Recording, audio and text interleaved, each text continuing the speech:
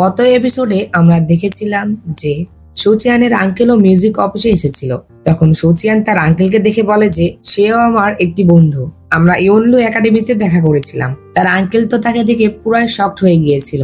তারা তিনজনে যখন টেবিলে বসেছিল তখন সুচিয়ান মনে মনে ভাবছিল যে আঙ্কেল তো বলেছিল সে নাকি লয়াল, আমি আন্টিকে যেয়ে সব বলে দিব। তো তারা তিনজনই একে অন্যের বিষয়ে ভাবছিল। তো তখনই সেখানে আমরা ফুশিয়াংকে দেখতে পাই যে কিনা সেখানে ড্যান্স করছিল।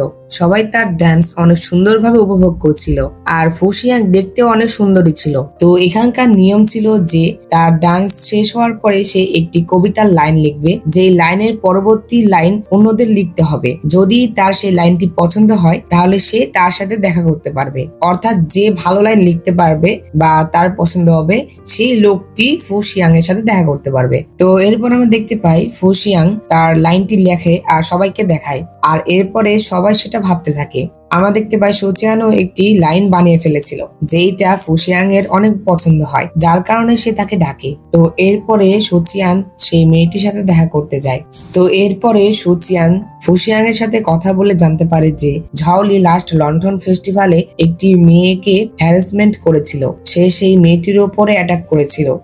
মার্কোভাস কনকোবায়নের ছেলেও তার সাথে মিলিত ছিল, অর্থাৎ তারা দুইজন মিলেই সেই মেয়েটির উপর আক্রমণ করে। কিন্তু এক পর্যায়ে তারা দুজন সেই মেয়েটির জন্য মারামারি শুরু করে দিয়েছিল। তো এতক্ষণ আমরা যাকে ঝুয়ো বলছিলাম তার নাম আসলে ঝৌ হবে। তো এখন থেকে আমরা ঝুয়োকে ঝৌ বলেই ডাকবো। তো এরপরে সুচিয়ান বাড়িতে চলে আসে। সুচিয়ান বাসায় আসার পরে সে তার ভাইয়ের সাথে একটি প্ল্যান করে। সে তার ভাইকে বলে যে কনকুবাইনের ছেলে ঝাং ইং ঝৌকে হেড করে, তাই আমরা তার এই হেড করাকে কাজে লাগাতে পারি। তো এরপরে আমরা ঝাং ইউন ইংকে দেখতে পাই।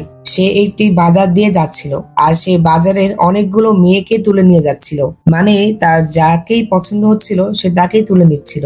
তো তখনই সেখানে সুচিয়ান চলে আসে। সে লুকে লুকে তার পালকিতে চড়ে। এরপরে সে তার সেই ফোনের মাধ্যমে তাকে সেই ফোনের ভিতরেই ঢুকিয়ে নেয়। এরপরে সুচিয়ান তাকে একটি রুমে বন্দি করে রাখে আর সে আর তার ভাই বাইরে কথা বলছিল। তারা বলছিল যে এই ঝৌলি আমাদের এই কাজ করতে বলেছে, আর আমরা জানি যে এই লোকটি কনকুবাইনের ছেলে, আর সে আমাদের অর্ডার দিয়েছে যে তাকে অনেক টর্চার করতে হবে, আর আমাদের মাস্টার তাকে করে কোনো ভয়ও পায় না। সম্পূর্ণ ড্রামাটি যদি তোমাদের দেখতে হয় তাহলে অবশ্যই আমার চ্যানেলে প্রবেশ করবে এবং চ্যানেলে প্লে লিস্টে চলে যাবে, এবং প্লে লিস্টে যাওয়ার পরে তোমরা এখানে সকল ড্রামার প্লে লিস্ট পেয়ে যাবে, যেখানে তোমরা ক্লিক করলে প্রতিটি ড্রামার প্রতিটি এপিসোড তোমরা এখানে পেয়ে যাবে। এখান থেকে তোমরা প্রতিটি ড্রামার প্রতিটি এপিসোড সম্পূর্ণ দেখতে পাবে। ধন্যবাদ।